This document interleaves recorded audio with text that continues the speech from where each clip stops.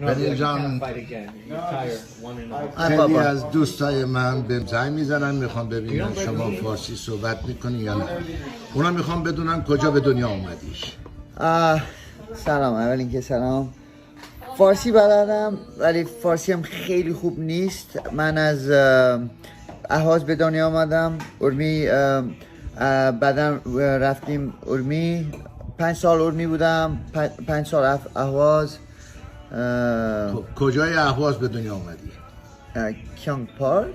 کیانگ پارس، ارمی جویتپه. باشه همینی که تو میگی. ولی خب ما اصلیتون پدر بزرگم اصلیتمون مال ارومیه بابارود. زاتلوبه؟ نه بابارود. باباریش؟ باباریش. من فکر کردم زاتلوبه.